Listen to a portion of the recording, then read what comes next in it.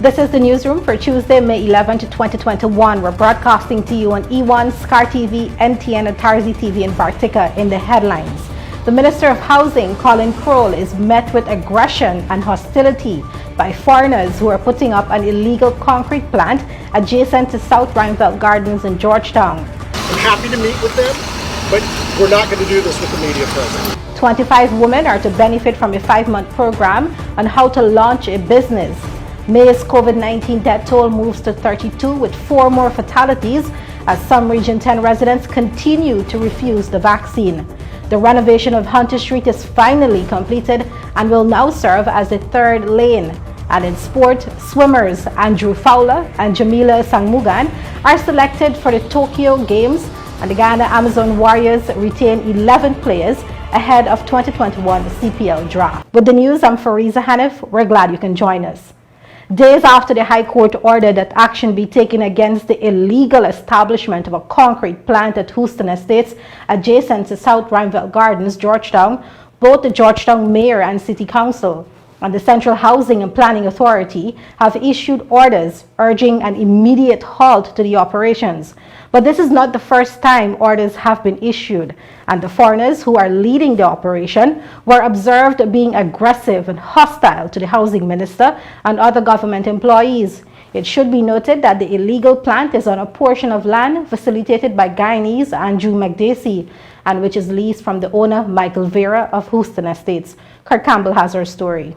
Minister of Housing and Water Croal was on Tuesday met with aggression and asked to remove himself from a property adjacent to South Rhineveld Gardens in Georgetown where an illegal concrete facility is being set up. The minister, along with the Chief Executive Officer of the Central Housing and Planning Authority, Sharon Greaves, had accompanied other officials from the ministry to serve a contravention order after 2 failed attempts previously to stop the unapproved operation. The company which is setting up the plant, Superior Concrete Inc., had at least 2 of its 3 directors, who were all foreigners, Ian Jones, Richard Shamlin, and Maxwell Snow, present when the housing officials arrived. The government minister, who was accompanied by his public relations team and members of the media, was asked by Shamlin, who became aggressive upon the minister's entry, to leave the premises. I'm happy to meet with you guys, but the private media is not the government agency. You guys are taking a government action right now, but it's not for public consumption. So I'm happy to meet with you. I'm happy to meet with them, but we're not going to do this with the media present. It's time to leave them. No.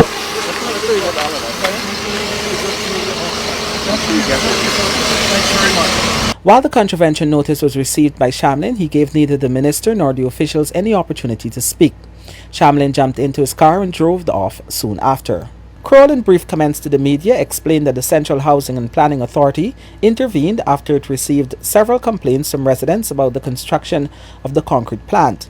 He said an initial investigation found that no application was made for approval and neither was any approval granted by the agency. Croal said when the first order was served, it was discarded by Jones upon delivery. Although the order instructed that operations cease until proof of approval can be provided, works continued at the site. And in fact, we have pictures of the person who actually threw that contravention notice on the ground. And what is alarming, this is someone who is the director of Supreme Concrete Inc., Mr. Ian Jones. And the same gentleman just now, you're not aware? I would not know if that is, someone will have to identify if it is the same gentleman a few minutes ago. But we want to make a statement here to our listening public that we all, as a government, we welcome investments. We welcome all type of investment. But there must be a manner in which investments are done of approval process, an application process. And the first stop agency for construction permit is the CHPA, Central Housing and Planning Authority. Croal was backed up by Greaves, who said that other agencies, including the Environmental Protection Agency and the Mayor and City Council, have also not granted any approval. There are 2 main things here. One, the disrespect to the staff of CHNPA, which as CEO of that entity, I will not tolerate. And secondly, there is a process. Follow the process. Everybody follows the process. One of the main aspects of the process is engagement with the residents of the area. And the residents of the area, I'm sure, are appalled by what is happening here without them being consulted. So we are really worried about this, and we're also a bit angry of the actions taken by the persons here. Meanwhile, the City Engineer Department of the Georgetown Mayor and City Council has asked the 3 foreigners to cease and remove all unauthorized works immediately. Mayor Ubraj Narain has said, however, that the council intends to approach the High Court for an injunction to be granted to halt the operations. Yesterday's statutory meeting, the council made a decision to file an injunction on all of the projects on Houston Estate and all these companies. To stop, to cease their work. However, notice was served on the said company, I believe is Superior Concrete. Yes. Yeah, notice was served also for them to halt their construction of the set project they wanted to put up. So right now the council also appointed the deputy mayor, who is currently leading that injunction. And he, I believe, is right now speaking to our attorneys to see how we can get that injunction filed as soon as possible. The newsroom understands that the facility is being set up by the 3 foreigners to be operated on a portion of land facilitated by Guyanese Andrew McDessie and which is leased from the owner Michael Vera of Houston Estates. The High Court on May 7, 2021 also entertained an application for an injunction made by other landowners in the area, asking for the court's support in resolving the matter. The respondents named in the court documents were Michael Vera, Andrew McDessie, Superior Concrete, Central Housing and Planning Authority, the Environmental Protection Agency, and the Mayor and City Council of Georgetown. Additionally, residents say dozens of trucks, some of which belong to the McDessie Mining Corporation MCC, whose principal is Andrew McDessie, are now traversing the streets on a constant basis. The road is now in a deplorable condition. It was recently repaved in the last few years. Police are investigating an alleged attempted murder and attempted suicide in Region 3, which occurred on Monday night. A brief police report noted that a teenage mother attempted suicide and fed her baby a poisonous substance at around 19 hours 30. They were both rushed to a medical facility after they were seen vomiting. Both survivors are currently receiving medical treatment under supervision. We tell you now that Guyana's overall death toll since March 2020 has moved to 331 after 4 persons succumbed to the dreaded disease on Monday.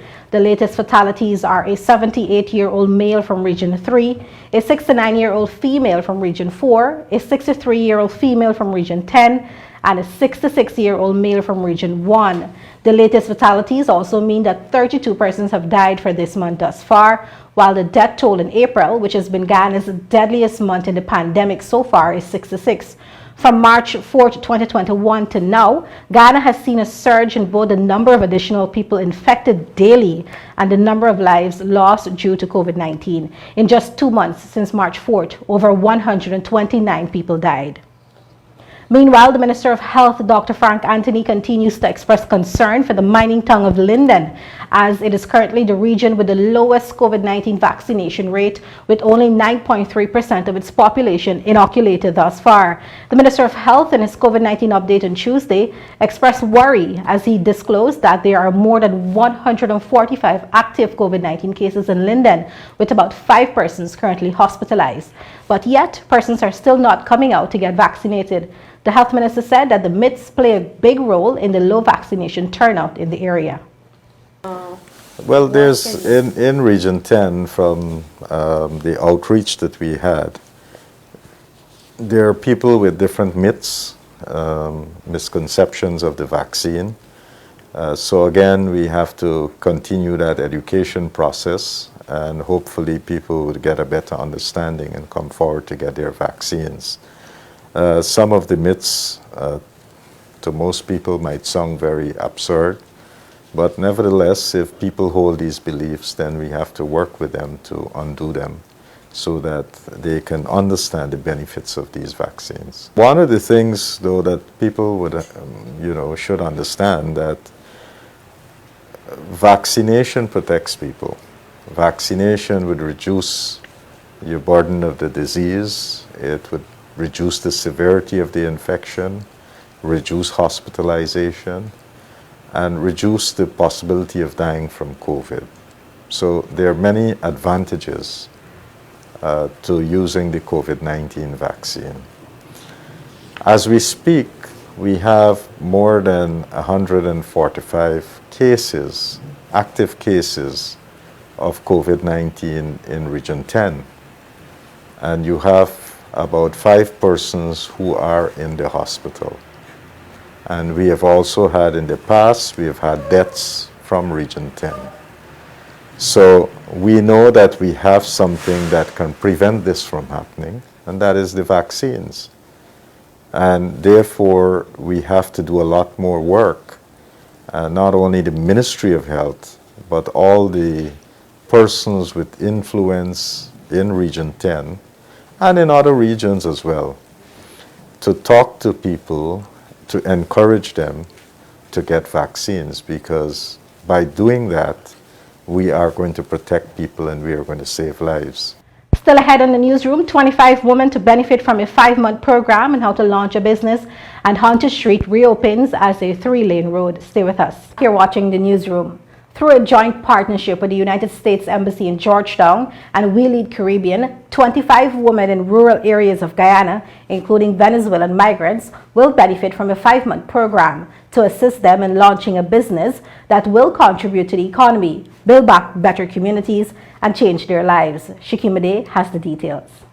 The project, dubbed the Academy for Women Entrepreneurs, was launched on Tuesday via Zoom and was made available to women in the Region 2 area. We Lead Caribbean's President, Abigail Lonk, in her presentation, detailed that while women in society are committed to building their dreams, many lack the critical skills needed to do it. This is what birthed the idea of the Academy for Women Entrepreneurs. This program is life-changing in ways that only the future knows. Oprah Winfrey once said, "The big secret in life is that there is no big secret. Whatever your goal, you can get there if you're willing to work." Many women are willing to work hard, sacrifice, and commit to their dreams, but they often lack the opportunities, the resources, and the support necessary to make those dreams a reality. Today, we take the first step in securing entrepreneurship opportunity for 25 hard-working women, deserving women. The Academy for Women Entrepreneurs was created to fill in the missing gaps in developing countries and provide women willing to do the work, the opportunity, the resources, and a supportive team to help them build businesses, provide for their families, and contribute to the economy. The project received high praise from the U.S. Ambassador to Guyana, Sarah Ann Lynch, who urged for the program to serve as the catalyst for spin-offs in other regions across Guyana. I heard there was a little bit of jealousy about the fact that this program is only for women in Region 2. I know there are many, many women out there who have amazing talents, amazing ideas, and who want to improve their skills in business savvy. So, allow me the privilege of suggesting that the Region 2 program serve as the first of a continuing and expanding programs in Guyana. After all, the Academy of Women Entrepreneurs enjoys a global track record of accomplishment, and the women entrepreneurs in all of Guyana's regions should have this opportunity. Similar sentiments were also expressed by the Minister of Tourism, Industry and Commerce, Onit Waldron, who in her remarks said that supporting this concept of women's economic empowerment is a significant step to establishing that women add value to the enterprise and economic growth. Supporting this concept of women's empowerment is a significant body of research which establishes that women add significant value to enterprise and economic growth. For example, research from the IMF shows that more empowered women boost productivity, reduce gender and income equality, and contribute to greater economic growth. Studies have shown that number of women in business leadership positions has a positive impact on the business's financial returns. In fact, I came across a particularly telling statistic emanating from a venture capital firm, which found that investments in startups that have at least one woman in the founding team perform 63% higher than those that led by only men. However, despite all the research and evidence which shows that women are good for business, we continue to face greater barriers when compared to men when stepping into the business arena. Limited access to loans and credit, appropriate and relevant training, and sociocultural barriers and attitude, including gender stereotypes and prejudices that limit women's entrepreneurial potential. These are all constraints that need to be addressed for women-owned businesses. The Academy for Women Entrepreneurs is a part of the U.S. Embassy's ongoing effort to empower women in Guyana to fulfill their economic potential, create conditions for increased stability, security, and prosperity for all Guyanese people. For the Newsroom, I am Shakima Day. Demerara Contractors and Engineers Limited, DCEL, a subsidiary of Demerara Distillers Limited, DDL, is currently locked in a legal battle with Pretty Paul Singh Investments Incorporated over a piece of waterfront property at Providence on the east bank of Demerara. But while the High Court in an October 2020 order gave possession of the land to DCEL and asked Pretty Paul Singh Investments Inc. to remove from the land, an appeal has now been filed to further contest the ruling. In the meantime, both sides have since accused each other of intimidation and armed aggression. Here's more from Kurt Campbell. Demerara Contractors and Engineers Limited, DISL, a subsidiary of Demerara Distillers Limited, DDL, on Tuesday accused Pretty Paul Singh Investment Inc. of continued illegal trespass on a portion of land it owns at Providence, East Bank, Demerara. DISL in a statement also accused the seafood company of encouraging its workers to escalate the ongoing conflict with armed aggression. DISL said after months of trying to resolve the issue privately, it is now publicly demanding that Pretty Paul Singh Investment Inc. ends the continued illegal occupation of its waterfront land at Providence and its threatening actions which seek to intimidate its employees. But hours after DISL's statement was published by the Newsroom, Pretty Paul Singh Investment Inc. responded via a statement claiming that the matter is engaging the Court of Appeal and will be heard on May 25th. The seafood company said it is DISL who has been escalating tension on the ground by breaking its property and erecting a fence of its own. It claimed that materials it had in the disputed area was also taken by DISL. Pretty Paul Singh Investment Inc. said it wants the law to take its course. But DISL provided a copy of the High Court ruling dated October 26, 2020, which ordered that Pretty Paul Singh Investment give up possession of the property owned by DISL by November 30, 2020. The court also issued an injunction restraining Pretty Paul Singh Investments, their directors, officers, servants, and other agents from entering upon the said property or any part or portion thereof after November 30, 2020. However, according to DISL, Pretty Paul Singh Investment has continued its occupation, keeping materials and equipment on the property. Further, DISL claims that on April 22, 2021, its employees made a report at the Providence Police Station that an excavator belonging to Pretty Paul Singh Investments was blocking the bridge to the property. Again, on May 1, 2021, Pretty Paul Singh himself was engaged by the property by DISL security staff who advised that he was trespassing. Pretty Paul Singh told the security that the matter is a court matter, DISL claimed. DISL said the illegal occupation and continued obstruction by Pretty Paul Singh Investments have delayed the commencement of extensive works for the development of its waterfront facilities at Providence. But Pretty Paul Singh Investments Inc. is also claiming millions in lost production because of the issue. Health Minister Dr. Frank Anthony was on Tuesday proud to report that Region 6 East Berbice Quarantine is currently in the lead for the highest vaccination rate in the country since the government rolled out its COVID-19 vaccination campaign. During his daily update, the minister stated that as of Monday, approximately 157,757 people received their first jab countrywide, which equates to 32.4% of the adult population. On the other hand, 13,010 people received their second dose and are now considered to be fully vaccinated against the deadly virus. But while these statistics are good, the health minister said that Guyana has a long road ahead before it can achieve herd immunity. Yes, so, as of yesterday, we have had 157,797 persons who have received their first dose of the COVID-19 vaccine. That would approximate to about 32.4% of our adult population. So it means really that we still have a far way to go if we are going to get to herd immunity. At the same time, we have also been able to administer 13,010 doses as second dose for people. And so those 13,010 persons can be considered to be fully immunized. So that's a process that we have to continue to make sure that we get all those who received their first dose to get them to take their second dose. Now, when we examine the disaggregated results from the different regions, there are lots of differences. So for first dose vaccination, we still have Region 10 being the lowest at 9.3, followed by Region 8 at about 18%. We also have, on the higher end, we have Region 6 that is at 38%, which is good, and really we want all the regions to be at that level.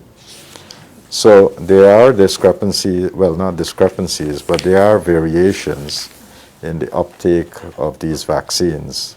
And so for Region 6, you have 38.9%, and that's at the upper end, followed by, well, and at the lower end, you have Region 10, which is at 9.3.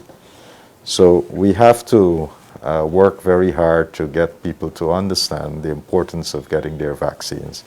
Closed initially in June 2019 with a promise that upgrade works would have been completed within 6 months, Hunter Street was finally reopened on Tuesday. The once two-lane street now has 3 lanes and is touted to offer significant relief to commuters who are made to endure the daily traffic congestion along the East Bank corridor. Here's Kurt Campbell.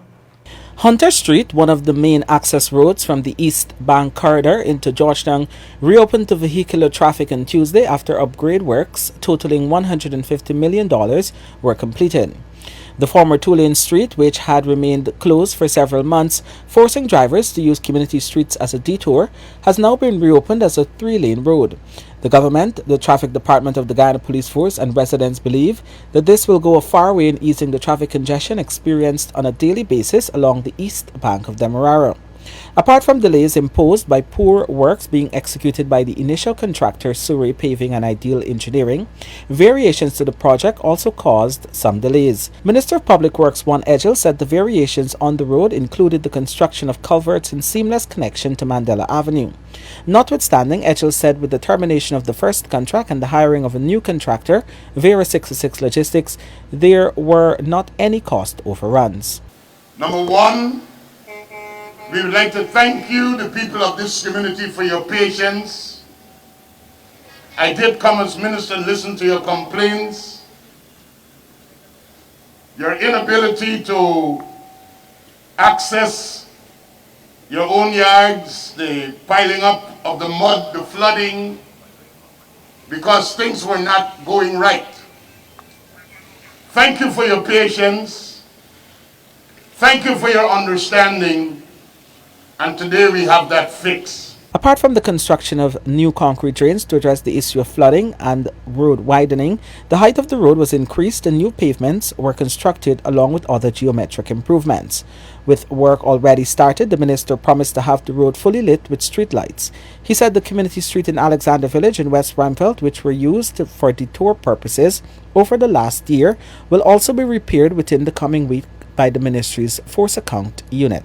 Within 1 week, the Ministry of Public Works Force Account Unit will come to these areas and do the remedial work on all the streets that have been damaged as a result of the diverting of that traffic.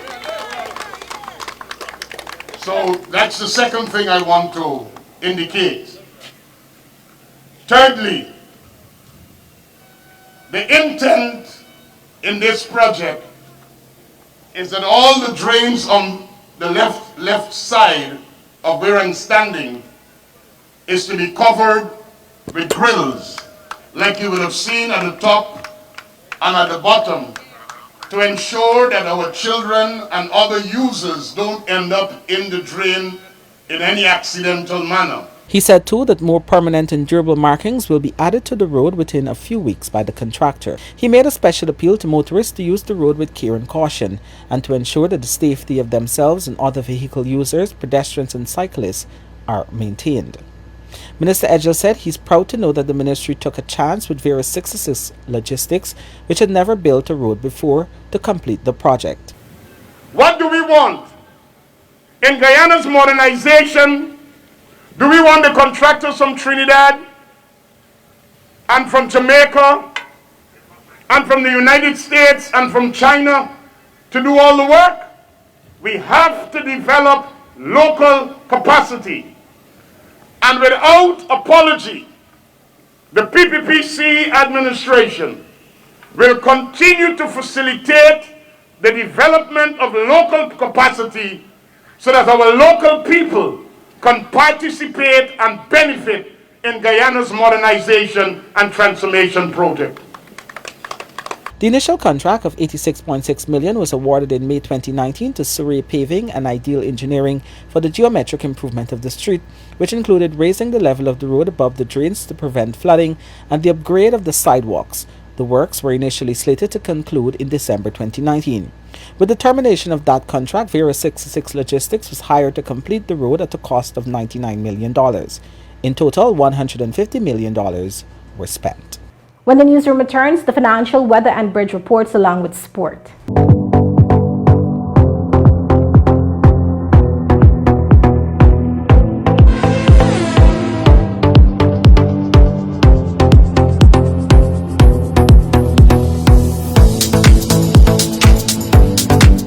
Welcome back to the newsroom. Now for a look at what's happening in sport. We start things off with some swimming news.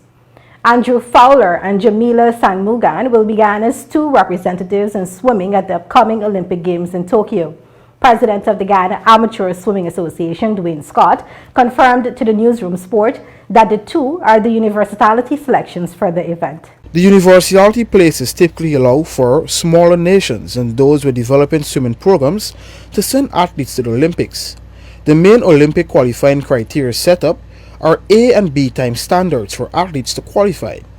But if a nation has no athletes selected that way, it can still be represented in swimming at the Olympics through the universality system.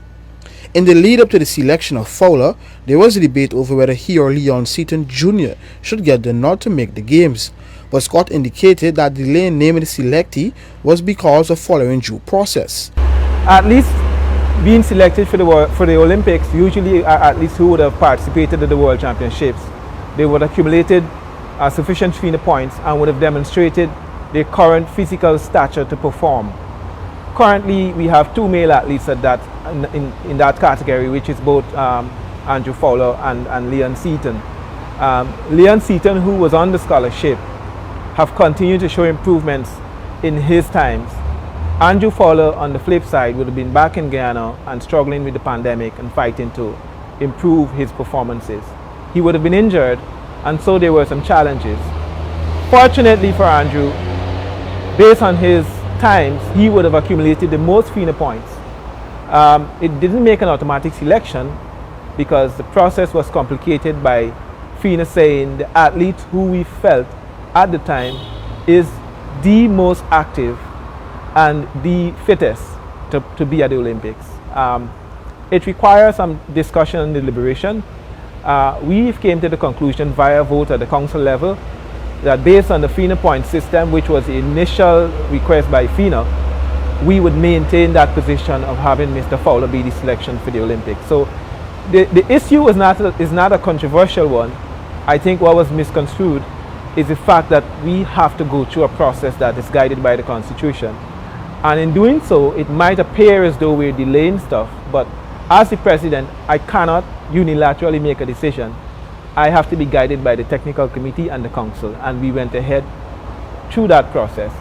It may have taken longer than we wanted to, but we come to the right decision. The 25-year-old Fowler competed in Florida just last month, where he clocked a personal best of 26.44 in the 50-meter butterfly and represented Guyana at the FINA World Championships held in South Korea in 2019. The 24-year-old Sandbergen, along with Hannibal Gaskin, represented Guyana at the Rio 2016 Olympics. Additionally, later this month, Fowler, along with Alika Prasad and Leon Seaton Jr., will attend preparation for the Games. The two younger athletes are attending mainly for developmental purposes. Jamila is going to continue to work at home. Andrew is slated to be at a Guyana meet in Puerto Rico for the 20th of this month. Andrew Fowler, Alika Prasad and young Leon Seaton will be at that meet. Obviously, it have no bearing on the participation at the Olympics, but for Alika, it's just to gauge where she is based on the training that she would have been conducting. For Mr. Seaton, of course, is to measure himself against athletes who are going to be going up for the Olympic qualification. And Mr. Fowler, of course, is again to gauge himself against the competition he come up against at the Olympics. Fowler will swim the 100-meter free, while Sandbergen will compete in the 50-meter free at the Olympics. For the Newsroom, Akim Green. The Guyana Amazon Warriors have announced their retentions for the 2021 Hero Caribbean Premier League, which gets underway in St. Kitts and Nevis on August 28. The Amazon Warriors have retained 11 of the players who guided them to the semifinals for the 2020 event. Nicholas Puan made the only century of last year's tournament, and he will be back with the Warriors this year, along with Sherman Hetmeyer and Brandon King. The Warriors are also welcoming back South African leg spinner Imran Tahir and Afghan fast bowler Naveen Al-Haq. The squad also features up-and-coming Guyanese players such as Kevin Sinclair and Ashmead Ned, both of whom impressed in the 2020 edition and their first one at CPL. The Amazon Warriors have 6 spots to fill in their squad, and these will be announced in the coming weeks. The other retained players are Romero Shepard, Chandrapal Hemraj, Odin Smith, and Anthony Bramble. The Guyana Amazon Warriors management team said, open quote, "The management of Amazon Warriors franchise are very pleased to retain the core group of players which comprise our squad over the last 2 years. The franchise is very appreciative of the retained players for their loyalty and commitment to Guyana Amazon Warriors. It is hope of the franchise that with the majority of players being together over the last 2 tournaments, the team unity, camaraderie and support for one another and working towards a common goal and purpose will bring the desired result of winning the tournament this year." End quote.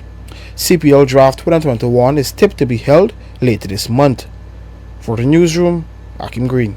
After his dominant and memorable UFC debut at the weekend, Guyanese Carlston Harris is now looking to cement his place in the octagon. During an exclusive chat with the Newsroom, the Brazil-based fighter spoke of the anaconda choke that secured his first-round knockout victory over Christian Aguilera, the tremendous backing from his family, and the reason for shouting Guyana after every event. All right, Carlston, thank you very much for chatting with us today, and congrats on a historic win.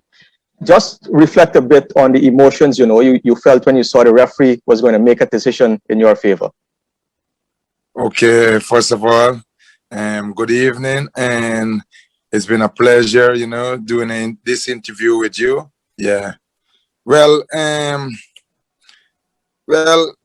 when I first signed with the UFC, yeah, it was a great feelings because it was a lifetime of hard work, putting in the gym, and sacrifice and dedication. So when I got signed with the UFC, I was so happy, and I knew that, in my first in my first fight for the UFC, I have to make a statement, that I'm come to stay, man. And you understand, and whoever they put in front of me, I would do my best, just to get a victory. Yeah. But talking about the fight now, when I see the referee step in, yeah, it was a great feeling. But when the guy go for the takedown, and he drop on his knee, and I get the anaconda lock, I know he was no escape for him, man, because there was something, yeah, this anaconda choke was something I were working on a very long time, you know, and now I get to perfect it, yeah. So, yeah, when I get it locked, you know, it's real deep, man. You are in trouble, best believe. Yeah. And you mentioned that is something you've been working on for quite a while.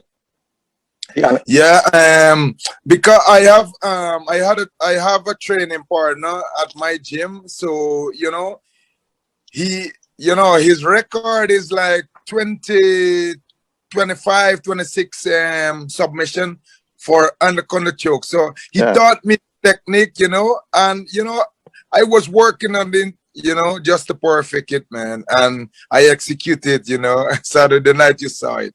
But I have other 2 or 3 submission, you know, anaconda submission. Yeah, so I'm working on it, man. I'm getting perfect. For someone watching on the outside, it seemed like an easy ride for you. You know, 2 minutes, 52 seconds into the fight, a victory for you. Were there any nerves as you headed into that contest? Well, coming into this fight, there was no nerve because I'm an experienced fighter, and I was well trained, you know, I was focused, so my confidence was there, so there was no sort of nerve there, you know. I was just taking my time, you know, and he gave me the opportunity and I make use of the opportunity.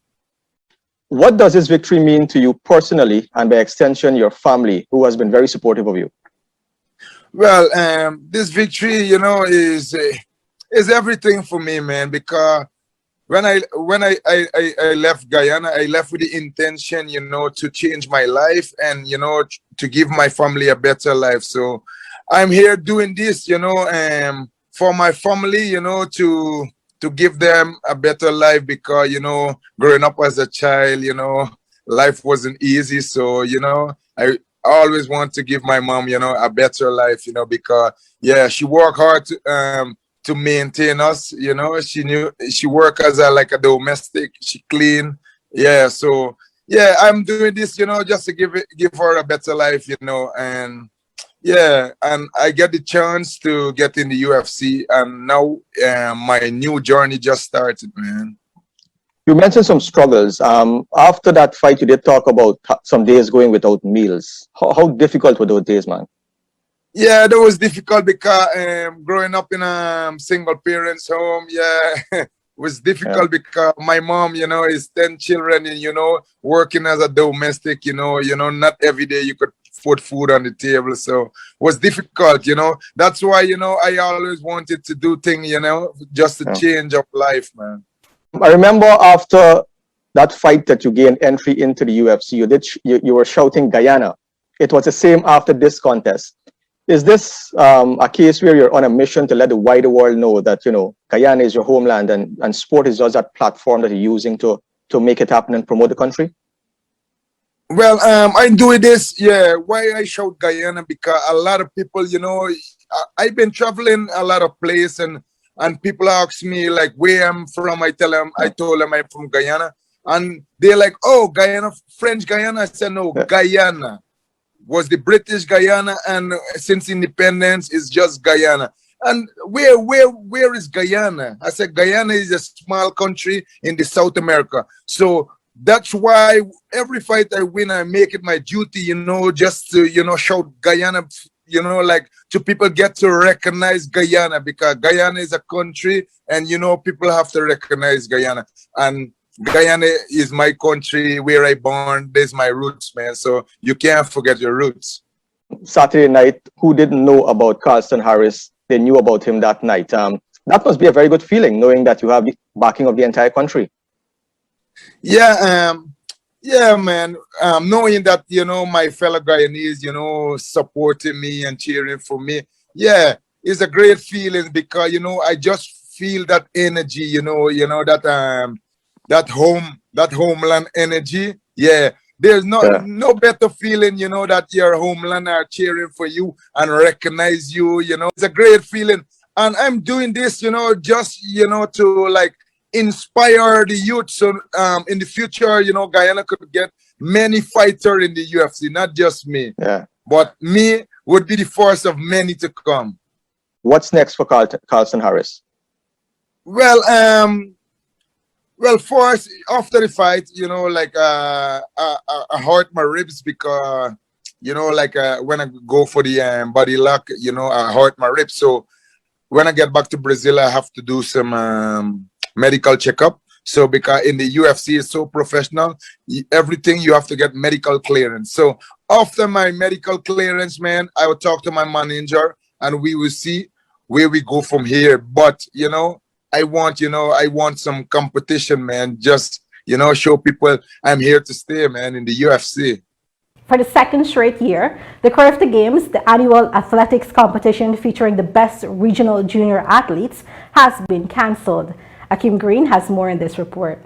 North American, Central American and Caribbean Athletics Association, NACAC, General Secretary Keith Joseph said that administration was left with no other option but to cancel the 2021 edition of the competition because of the various obstacles that the COVID-19 pandemic presented to the local organizing committee. Carifta 2020 was not staged because of the global pandemic, and Bermuda transferred its hosting responsibilities to 2021. Originally scheduled for the Easter weekend, this year's edition was first postponed to July 2nd to the 4th and then August 13th to the 15th. Now Carifta 2021 has been struck from the NACAC calendar. Joseph said those challenges range from the strict quarantine requirements for athletes to a lack of additional funding and problems with accommodation. Joseph said that the challenges would require not allowing the under 17 athletes to participate, an alternative which they did not consider. Open quote. The Bermuda authorities have made it clear that a 14-day mandatory quarantine for unvaccinated athletes is non-negotiable. While Bermuda allows for athletes from 16 years to be vaccinated, the majority of the Carifta family members are in countries where the authorities only allow vaccination for persons 18 years and older. Joseph continued, "We cannot host the event without the under 17s, who, from our vantage point, are as integral to the event as under 20s. We are not agreed to have an edition of the Carifta Games that does not engage the traditional categories and which disenfranchises a significant number of athletes." End quote. The 2022 Carifta Games, the 50th edition of the competition, is still scheduled for Guyana. For the newsroom, Akim Green. And that brings us to the end of our newscast. Thanks to our news team and technical staff. I am Fariza Hanif. Take care and remember to stay safe. Thank you for watching.